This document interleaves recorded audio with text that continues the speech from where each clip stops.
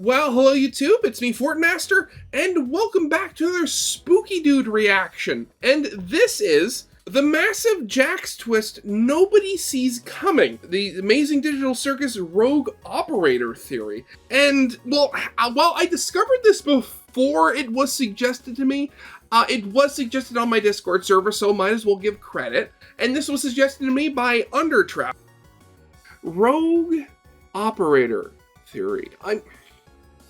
I honestly don't know what that could mean, because, I mean, from everything we've seen in the show up to this point, it very much seems like Jax is very much the closest person to, actually, abstracting next. And, the thumbnail has, I have no mouth and I must scream, so that's going to be, referring to that, I'd imagine.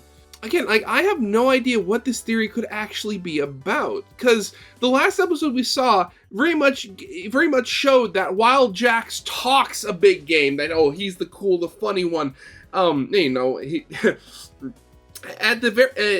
very much showed that, underneath all of that, Jax is hurting, and as a result, he's pushing everybody else in the circus away, much to his own detriment. So I'm very curious as to what this could actually be, so, might as well actually get this thing started. So yeah, of course, as always, original video is linked in the description if you haven't seen it yet for some reason. Corner video will lead to my Let's Play of the day, and if you like this video or any other video that I make, I'd very much appreciate it if you gave the video a like and subscribe to my channel, because over 3/4 of the people that watch my channel aren't subscribed, and I'd very much like that to change, because my next big goal is hopefully hit 6,000 subscribers before the end of the year. But yeah, with all that out of the way, let's get this thing started then, shall we? What if I told you that Kane isn't actually the one in control of the digital circus, and the character who's going to abstract next isn't Jax at all? It's even crazier. Not only that, but what if the Amazing Digital Circus is setting up for a plot twist that'll change everything?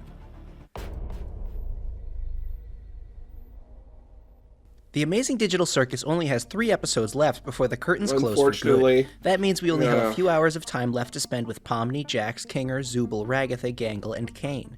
But before the show ends for good, I think it's safe to say lots is going to happen. When asked to describe the episodes using only one word, the creator of the show, Gooseworks, described the last 3 episodes saying only, "Huh? Oh, and what?" I think I have a pretty strong idea on where the story is going. A theory that ties together hints from across the entire series, character analysis, and references to stories that directly inspired TADC. My name is Spooky Dude, make sure to like and subscribe, and this is the Amazing Digital Circus Rogue Operator Theory.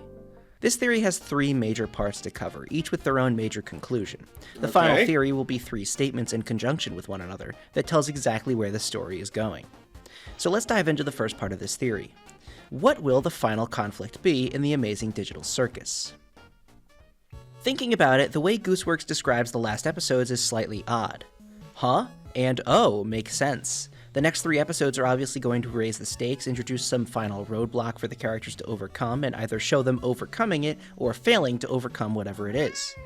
Chapter 7 being described as huh makes perfect sense. It implies that we might see something surprising, unexpected, or foreboding in the next episode. We previously saw what seemed to be Jax beginning to abstract in the end of episode 6. But again, it said the last episode was what? But it wasn't what as in like a question, it was what with like ellipses at the end. So that was more of a what, like a current, like, are you serious sort of what? Sort of like how like Patchy the Pirate reacted after seeing the quote unquote secret like lost episode of SpongeBob. That's it? That's the lost episode? Could the huh indicate that this plotline will be furthered in the next episode? That the big huh-inducing cliffhanger will be Jax fully abstracting? Well, yes and no. Here's the thing. I don't necessarily think the big final conflict in the digital circus will be as simple as asking whether or not a specific character will abstract. The problem with this is that we know many characters have abstracted before, and were very easily dealt with. With a single snap of his fingers, Kane sends the monstrous abstracted Kaufmo into the abstraction cellar. Boom, easy. So as I mean, it could be, the fact that we actually see Jax abstract on the screen. I mean, we know Kaufmo and several other characters in the past have abstracted, but we didn't see it happen. We just saw them, abstracted. Much as the fear of any individual character abstracting is very much there for the audience, with every character's thoughts on Jax being mostly negative, it doesn't make sense for this to be a big final conflict. Especially considering Jax's struggles with his inner demons is mostly kept away from the eyes of the other circus residents. We know he's struggling, but nobody else does. I'm sure that they see through his edgy, I'm just a cartoon character facade to some extent, but Pomni was pretty disgusted with the way he left things in the last episode, and he had to hide his panic attack in the bathroom away from everyone else. If this is a major plot point in the last few episodes, I'm inclined to think that rather than openly stating he's struggling, Jax will act out in some other major way. More on this later. Instead, I think we're looking in the wrong direction. I do think that everyone in the circus would see Jax abstracting as a bad thing. He is still a human being underneath all the cartoon chicanery, and the characters would feel for him regardless of whether or not he's nice to them. But, a while back someone asked who the closest to going insane was outside of Kinger. Gooseworks responded, "You wouldn't believe me if I told you." Now the answer quite obviously seems to be Jax, right? After all, this question is basically tied to abstraction.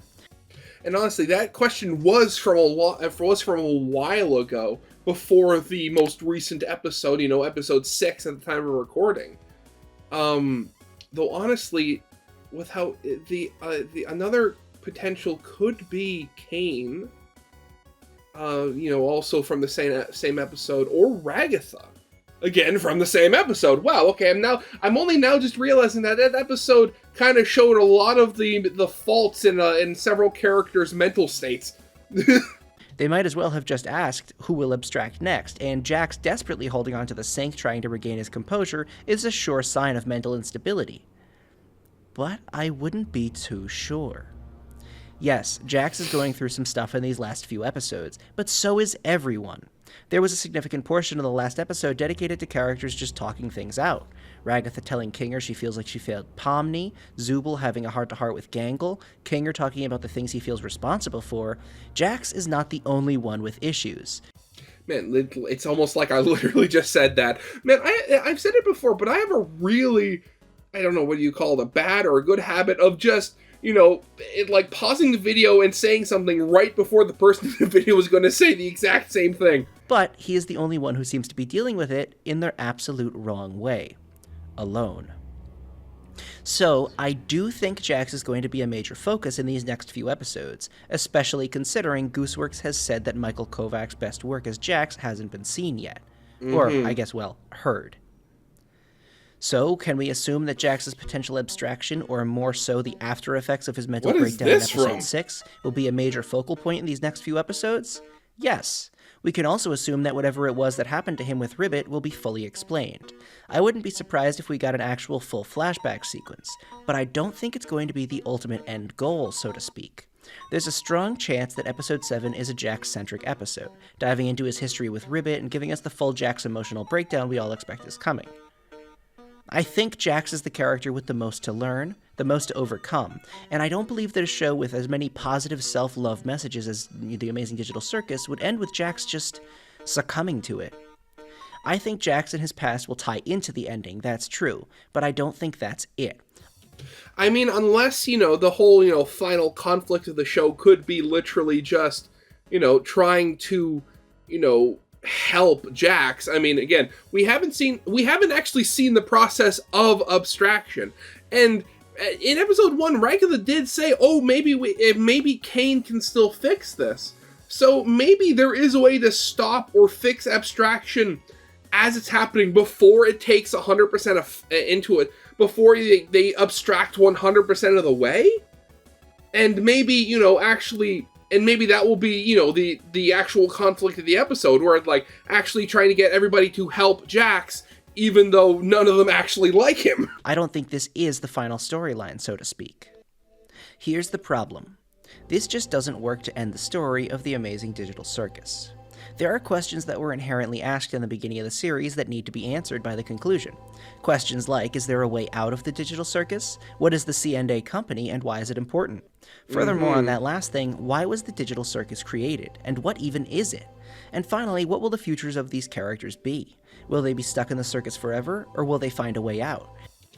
I mean, I think they will stay in the circus. I mean, from what I forget, I can't remember which post it was, but Gooseworks has said that the whole like overarching plot or theme of the show is finding meaning in a stagnant life, or at least something in that vein. So I mean, kind of coming to terms like, oh, I can still have, a life even though I am stuck in this digital like purgatory. Like, I could see that being, the overarching, plot, because, like, making friendships, making memories, stuff like that. And if there truly is no way out, will these characters manage to find some purpose in life within the circus? Whatever the big final conflict of the show is, it needs to answer these questions. So, what could it be? Well, knowing what types of questions this final storyline will have to answer, I think we can pick up on another sneaky plot thread that's been working its way into the foreground throughout the series. If it's not Jax who's going to abstract next, who is it? Well, I'm going to suggest something crazy. A plotline that would end up being the central focus of the rest of the show. I believe that the ending of the Amazing Digital Circus will involve Kane abstracting. And I think the seeds have already been planted for quite a while. Yeah. What do we know about abstracting? Well, we see that it relates to the mental state of an individual. In the episode where the characters worked at a restaurant, Gangle nearly abstracted because of the mental toll the day took on her. She felt hopeless and dejected, and comments made by the other characters made her feel that way. In a sense, abstraction could be when an individual falls too deep into their own mental struggle, losing hope and basically going insane. However, it was because of Pomni that Gangle managed to pull out of it. Pomni offered to close down the restaurant so Gangle could go home and get rest, showing her that Pomni cared about her. I believe that therein lies the core of abstraction. Loneliness and isolation. Kinger. Yeah, and that's the whole thing. I mean, for all of his wants, I mean, Jax, everybody, wouldn't want Jax to abstract. And most of everything is, it's from Jax. Jax is the one pushing everyone away. If he could come to terms with, with whatever happened between him and Ribbit that caused Ribbit to abstract, and maybe cause Jax to start opening up again, that could definitely help. But nobody is doing the same for Kane. Probably because they don't think he needs to. He's the AI that runs the circus. I mean, we have seen things involving Kane slowly starting to, like, break down slightly. Like it's been the wild theory that Bubble is a part of Kane. And the fact that Bubble throughout the series has been, well, for one, swearing more often, and in the most recent episode actually did swear, just outright without being bleeped, probably means that something inside Kane is breaking down. I mean, we saw him glitch out weird at the end of episode 6 when he saw that literally nobody voted for him. Says something to Pomni in episode 2 that I believe is the message at the heart of the entire show. Kinger says to Pomni that the worst thing you could do in this world is to make someone feel unwanted or unloved. That's what causes abstraction. Total and complete isolation, when your own mind eats at itself and buries you. Okay, well, we know that the cast is only becoming closer. If anything, it seems like abstraction from anyone outside of Jax is unlikely. After all, nobody in the circus feels unwanted or unloved, right? Wrong. Since the beginning, this has been happening to Kane. In episode 4, Kane finds out that nobody likes his adventure suggestions. Why did you think I would like that? Well, if you're all gonna be such critics, why don't you suggest a better one? This is, however, mostly a gag. But here's the thing. This continues throughout the rest of the entire series as a major storyline. In episode 5, this is taken further, and Kane is actually very upset this time. I can't tell a compelling story where nothing bad happens. Where's the intrigue? The stakes? I honestly didn't hate the last one we did with it. You didn't hate it? How am I gonna please everybody if you all like different things? Maybe just keep your adventures open at all times and let us do whatever we want when we want. Are you hearing this, Bubble? Kane struggles to understand how he could possibly please everyone. He even freaks out when the characters seem to be enjoying the suggestion box adventures more than his adventures. And again, like, I've pointed this out before, but I'm fairly certain that might be because Kane might not be a fully developed AI, or at least not, like, in a completely finished state. I mean, Gooseworks has said herself that, the problem with Kane is that he wasn't designed to, take care of people for such a prolonged period of time. So as such, he's probably, as he said, he's designed to make adventures that are punchy, exciting, something that you want to play for like an hour or two before taking the headset off and, doing something else with the rest of your day. But, taking care of, just the daily mental needs of people. Like, I don't think he's I literally think he's literally incapable of doing such a thing, at least in his current state. By episode 6, Kane is completely different. He has a very carefree attitude to the gun adventure, frequently making comments about how nobody's ever happy, and he doesn't know what they want. He gives them guns and says to basically just do whatever. Zubal's the one who makes him begrudgingly add rules to the experience, at the very least. For him, most of the adventure is spent planning for the Favorite Character Awards, an award he not only loses, but finds out that not a single person voted for him. In a very interesting post-credits scene, mind you, the only post-credits scene across the entire series, Kane sees this and glitches out a little. It's weird because it seems to be implying that this is a note we'll come back to. Considering what we've previously spoken about, I think it's obvious what's happening to Kane here. Kane was meant to create these adventures and run the digital circus, but he's failing to do his job properly. Nobody likes him. Nobody likes his adventures. Despite Kane being an AI, he feels unloved and unwanted, and seeing that not a single person picked him for their favorite character might be his last straw. The last 3 episodes featured adventures that were put together not by Kane, but mostly by the residents of the circus, and if nobody likes him, what purpose does he serve anymore? This is going to tear him apart in the same way that feeling unwanted and unloved causes the circus residents to abstract. Don't believe me? Well, he says this all himself. In episode 3, when Zubul tells him nobody likes his adventures, he gets upset. Very upset. He says it's his art, it's all he's good at, it's all he was made to do. Making adventures is my art. It's all I exist to do, all I'm good at. And, what you're saying could imply that I'm bad at the only thing I'm good at, and that... that'd be... Yeah, when you have the main AI... that's responsible for the circus starting to have a mental breakdown. Yeah, and that's as a result, everything else starts breaking down. Yeah, it's not good. Not good at all. Whose therapy session? I believe this is something that Kane himself is realizing, and I believe Kane is going to abstract. But what does this mean for the circus at large? Well, what would happen if Kane left? 2 immediate problems would arise. First off, anyone who gets abstracted would not be able to be locked up in that cellar, as nobody has access to that ability besides Kane. I mean, Kinger might? I mean, from, everything we saw, there is the theory. I'm kind of going with that, I can't remember whether I saw it from somebody else or I thought of it myself, but the idea that, even if, Kinger isn't, a game developer, or, maybe he is, but he's not as powerful as the AI running the thing. I've seen a lot of people suggest that the reason why the gun that Ragatha uses in the episode that just goes with the bang flag, that happened because she didn't want to hurt Jax.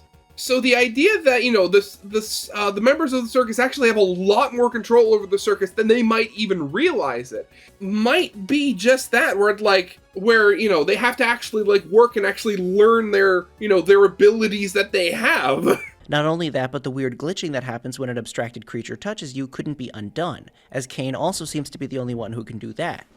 Okay, so without Kane, the characters in the circus would only be able to sit around, and their only problem would be abstracted creatures, right? Well, no, because let's go back to that moment we were talking about before. In episode 3, when Zubul implies nobody likes Kane's adventures, and he starts to believe this, the entire room starts to decompose. We see the wireframe, the models start glitching, and even Zubul freaks out a little. I think this is what the biggest risk is. Without Kane, the entire circus won't exist. This entire world and all the things in it were built by him to house the characters. I don't think anyone within the circus wants to be there, or more so, wouldn't choose someplace different to live if they could choose. The circus is Kane's creation. And when he abstracts, what will be left might be closer to a nightmare realm straight out of I Have No Mouth and I Must Scream.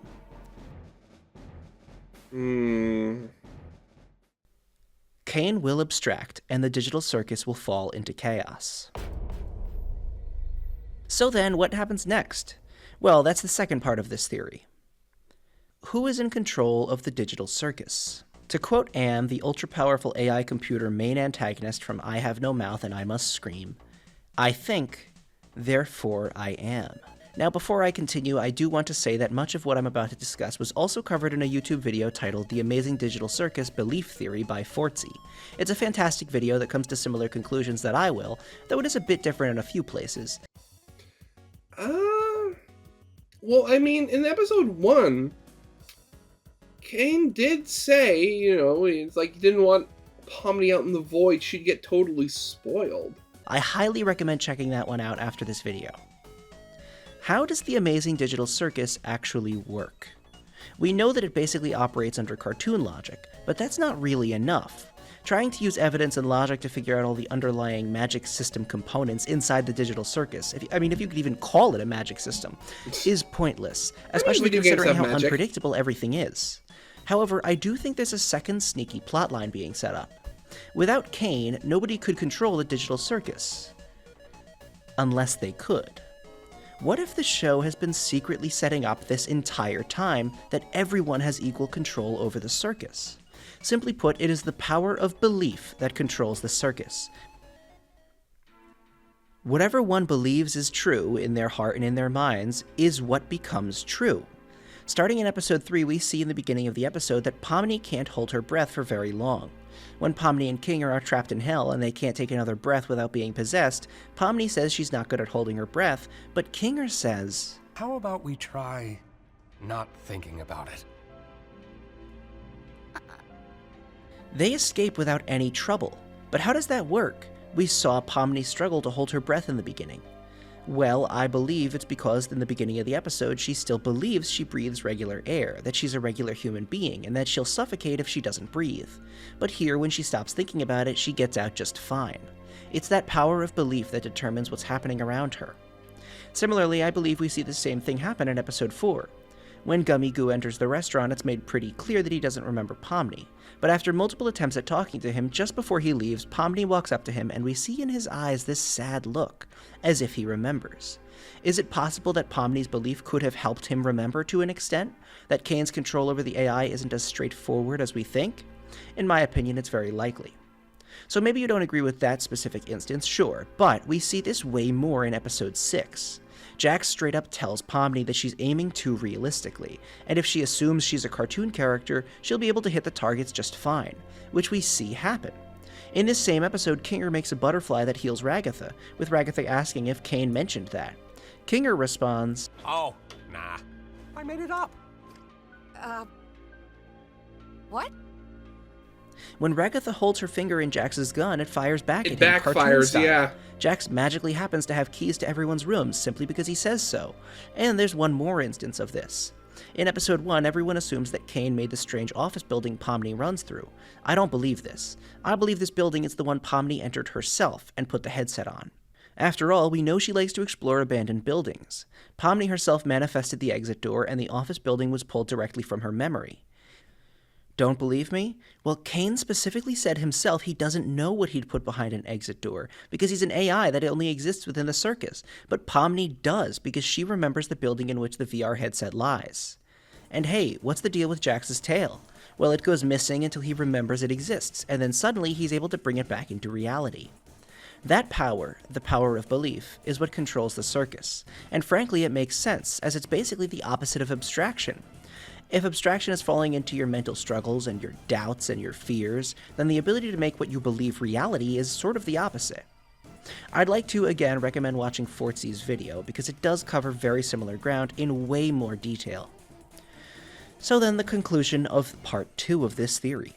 Without Kane, the digital circus will begin to decompose. It'll be up to the characters to come to the conclusion that they themselves have the power to choose their own reality, to make what's in their head become real. But that won't happen right away. We see that when Kane starts to freak out, Zooble is scared of the rapidly decomposing surrounding. Again, like I really like the idea of them of the inhabitants being able to control the circus. But I wonder why they wouldn't be told about it. Would it just be I mean, maybe it's something that Kane hides or doesn't tell them because like, maybe something bad happened in the past with like the circus's earliest inhabitants.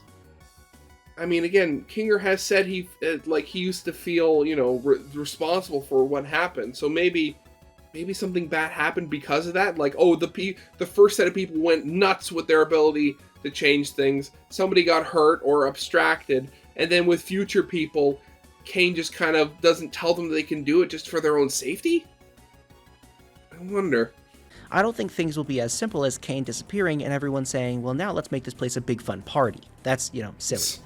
I believe that what will happen next is going to be heavily inspired by I Have No Mouth and I Must Scream. What, they're going to kill themselves? Part 3, The Rogue Operator. Kane, as opposed to Am from I Have No Mouth, is a benevolent AI ruler of the world he's created. He creates adventures for the residents of the circus out of the desire to entertain them and to make them happy. But he fails at doing so. This is not what Am does. In I Have No Mouth and I Must Scream, Am, out of pure hatred, at least in the video game version of the story, which is arguably the most popular in the modern day, subjects the remaining living humans to personalized digital quests, or adventures, that play with and make light of their inner demons and personal failings. These are torturous adventures that are very, very different from the adventures in the Amazing Digital Circus, but we know that the character's inner demons still bothers them. And if what you think becomes reality, then what if when Kane goes, the circus is replaced by digital worlds representing these issues? I'm not talking about more fun, silly adventures. I'm talking about truly scary, dark representations of the character's inner demons. Based off of their like their problems and stuff like that. Like, oh god, like Ragatha gets sent to like a vast maze-like farm, being tormented by like a version of her mother, like, or Gangle gets sent back to like another fast food place. Just maybe like Jax and King respectively are constantly reminded of the people they've lost over the years. Ooh, okay. Well, regardless of whether or not this is true, I still think there's another element not being covered here. Before I continue on to my main point, I want to jump into a bit of an intermission. There are a handful of plot elements that'll obviously be important. That strange mannequin figure that... Honestly, I'm just watching the gameplay in the background, and it's making me mad. It's like those mobile game ads where like the person playing it just makes all the wrong decisions. The camera focuses on is obviously going to be important. I've seen many suggest that this might even be Abel, as in Cain and Abel. Speaking of which, the history of the CNA company is going to be delved into quite a bit, and I think that Kinger's past is going to tie into this. There's a character in I Have No Mouth named Nimdok. His past is a mystery to him, as in his old age his memory has failed him. As it turns out, it's revealed that he was a member of the Party, one who conducted horrible experiments during World War II. He even developed a serum for total immortality, one that would eventually be used by Am to keep the 5 humans alive all these years later. I don't think that the Amazing Digital Circus will dip its toes in this deep to dark subject matter. We're meant to love these characters. Nazis, I don't think that come the end of episode 7 or 8, you'll want to lock your Kinger plush in the attic. But I do believe that Kinger is partially inspired by Nimdok, specifically in the sense that he was one of the developers to work at CNA and create the Amazing Digital Circus. I've even seen some suggest that Kinger is Abel. We know, based on his own words, that he feels guilt for things he feels responsible for. We also know he has knowledge of the digital world, knowledge that others don't. These, as well as several other smaller ideas, will probably be dealt with across the next few episodes. I felt like mentioning them here because while they don't necessarily tie into my final conclusion, they are things that will be discussed and shouldn't be ignored. So back to the theory at hand. What is going to happen after Kane abstracts? Well, I believe that without Kane, either the circus will completely decompose, or someone else will take over. A rogue operator, if you will. We know that there is a certain character who already seems to basically know how to use the digital circus to your advantage.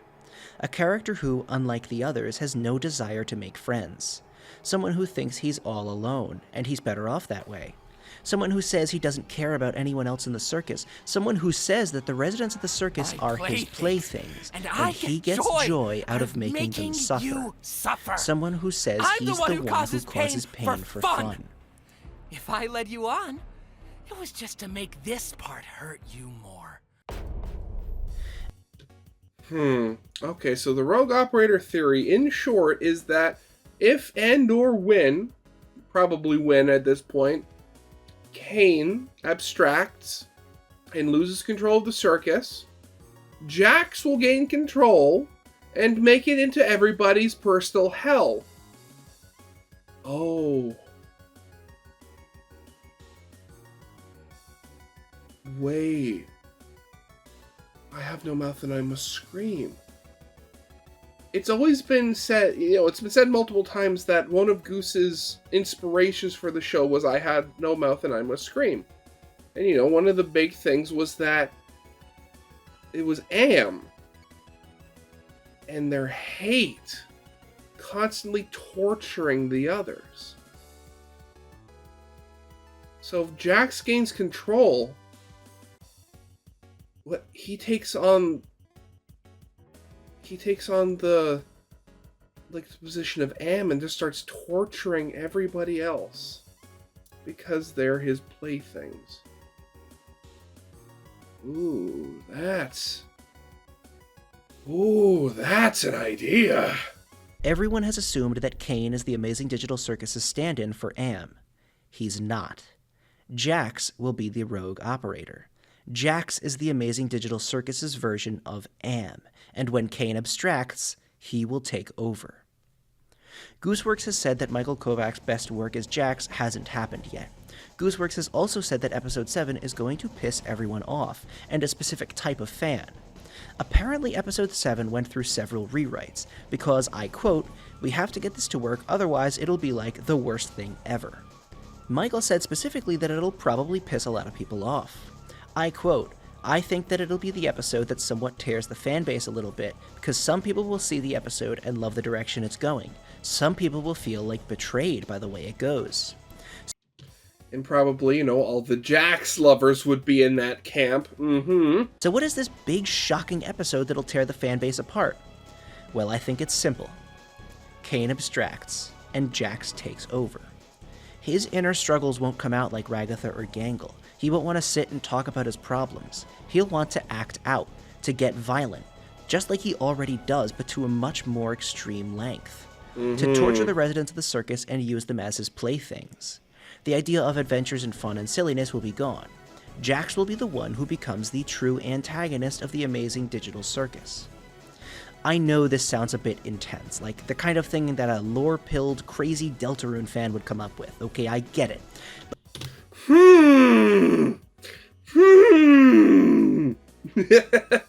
But I really think this is what's being set up. We know that we apparently haven't seen the worst thing Jax has done yet.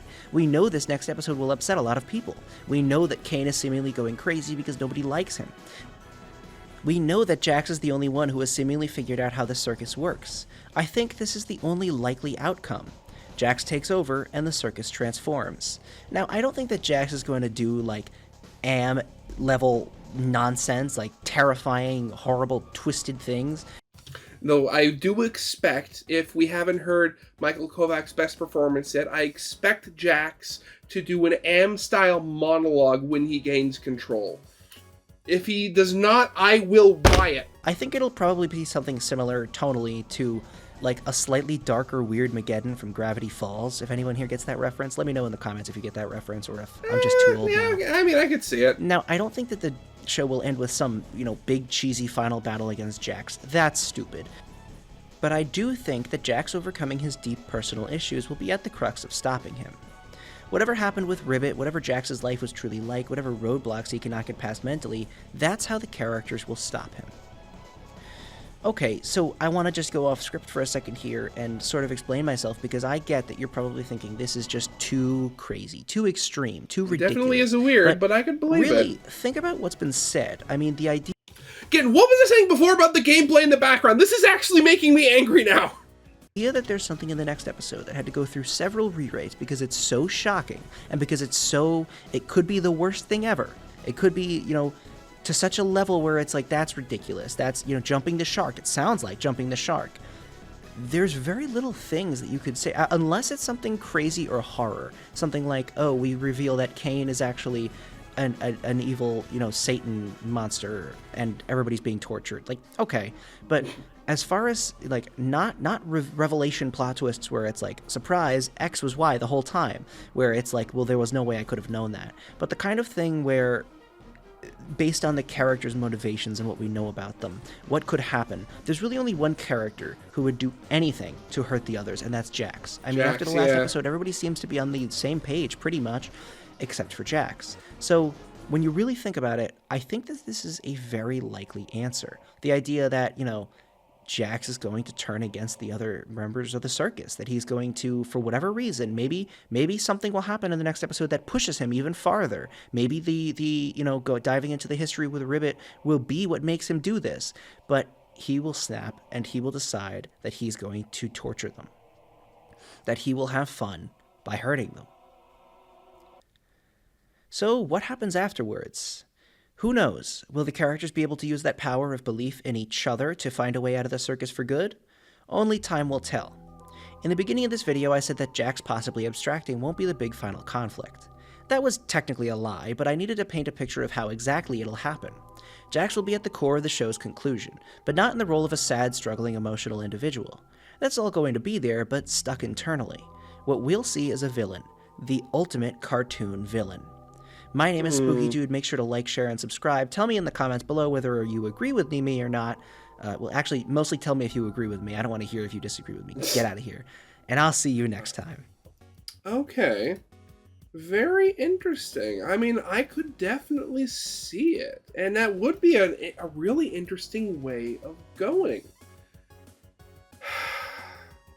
The idea that, Jax is already pretty much an antagonist, but the fact that he could potentially become just outright the villain of the series. Interesting. Very interesting. Again, we're going to have to see. No idea when the next episode is going to be coming out. I mean, I've heard that, that Glitch has been posting more teasers about episode 7, so, I mean, you never know. Will we get the next episode before Christmas? Who knows? But yeah, that's definitely going to be it for now. So yeah, I hope you guys liked. If you did, leave a like, subscribe if you have not, and I'll see you guys next time. Goodbye.